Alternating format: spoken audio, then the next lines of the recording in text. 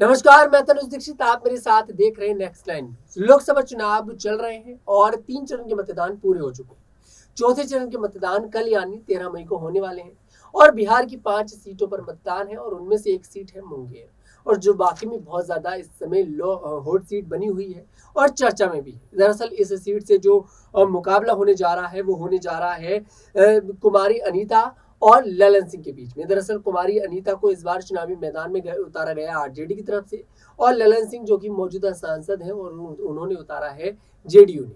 मुकाबला बहुत दिलचस्प है और मैं आपको बता दूं इस सीट पर एमवाई फैक्टर बहुत ज्यादा चलता है, मतलब कि मुस्लिम और यादव, क्योंकि यहाँ पर अगर बात देखी जाए तो यादव वोट जो है वो 2 लाख है और मुस्लिम वोट जो है तकरीबन 1 लाख है। ऐसे में 3 लाख वोट सीधा सीधा अगर किसी भी प्रत्याशी को मिल जाता है तो उसकी जीत के आसार सीधे बिल्कुल साफ हो जाते हैं।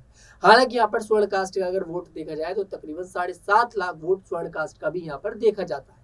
ऐसे में लालू परिवार ने इस सीट से धामुक समाज की महिला को प्रत्याशी बनाया है और लगातार 3 बार से लालू यादव इस सीट से धामुक समाज की प्रत्याशी ही उतारते आ रहे हैं। कुछ सवाल होंगे। मेरे साथ स्टूडियो में मौजूद है अक्षय। अक्षय, बहुत बहुत स्वागत है आपका। सबसे पहले सवाल यही लेना चाहूंगा कि लालू यादव ने एकदम से यादवों का साथ छोड़कर, क्योंकि लगातार पहले 5 बार यादव उतारे और 5 बार वो यादवों ने जीत भी दर्ज करी, उसके बाद अचानक से अपना प्रत्याशी बदल दिया और चुनावी मैदान में उतारा धामुक समाज का। उसके बाद 2009, 2014, 2019 और फिर से एक बार 2024 में धामुक समाज को मौका दिया गया है। मतलब लालू यादव यहाँ पर बड़ा खेल करते नजर आ रहे हैं, लेकिन क्या इस बार ये खेल उन पर उल्टा पड़ता दिखाई दे रहा है आपके लिए?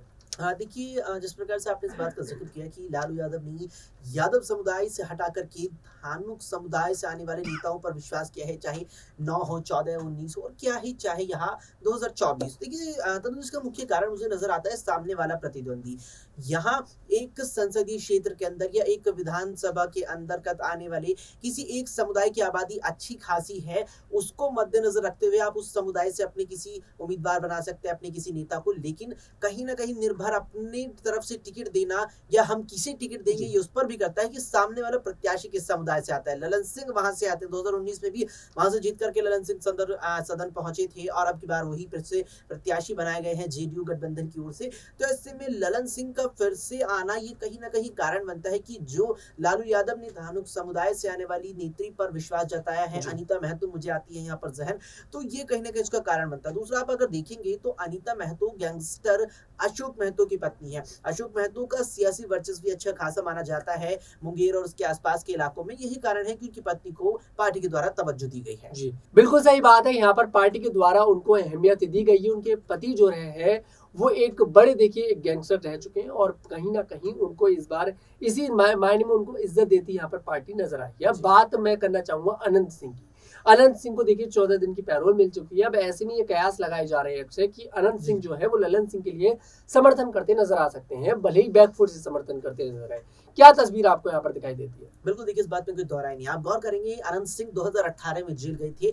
2018 में अनंत सिंह के खिलाफ मुख्य मुकदमा सिद्ध हो पाया था, साबित हो पाया था कि उनके घर से कई जिंदा कारतूस और साथ में AK-47 राइफल मिली थी। जिसके बाद अनंत सिंह पर मुकदमा चला। मुकदमे में वो पूरी तरीके से यहाँ दोषी पाए गए और 10 साल की उन्हें यहाँ पर बामुकशद कैद दी गई थी। अब जब कैद हुई, यहाँ पर जेल हुई, तो माना जा रहा था कि अनंत सिंह लंबे वक्त तक जेल से बाहर नहीं आएंगे, लेकिन अचानक से ही 15 दिन की पैरोल उन्हें मिलती है। और गौर करने वाली चीज ये कि पैरोल का जो समय था वो मुंगेर में होने वाले मतदान के बिल्कुल बीच में पड़ा। आप देखेंगे जो अनंत सिंह है उनकी पैरोल का जितना मुझे जहन में आता है तनुज, यहाँ पर लगभग 7 से 8 दिन हो चुके हैं और अब 7 से 8 दिन ही उनकी पैरोल पूरी होने में बाकी है। जबकि इस बीच मुंगेर में चुनाव भी अब यहाँ होने वाला है कल को, और चुनाव प्रचार भी बीते शनिवार की यहाँ जो 11 तारीख थी उसमें थम चुका है। तो ऐसे में अनंत सिंह का आना, देखिए, 2 चीजें आती है। ललन सिंह को लेकर हमने काफी देखा कि मुंगेर में विरोध भी लोगों के बीच देखने को मिला। यहाँ पर कुर्मी जाति से आते हैं, यहाँ पर अपनी जाति के साथ साथ और जाति को साधने में कामयाब 2019 में रहे, लेकिन कहीं ना कहीं एंटी इनकम्बेंसी ललन सिंह के खिलाफ थी।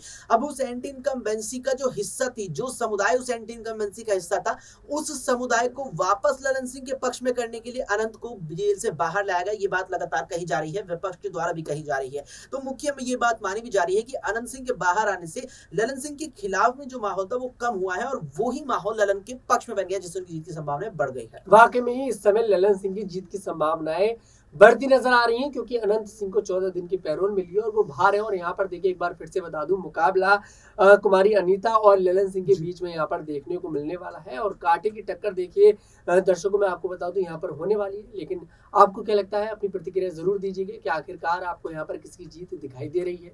अगर आपको हमारा वीडियो पसंद है, हमारे वीडियो को लाइक करें, शेयर करें और हमारे चैनल को जरूर सब्सक्राइब करें।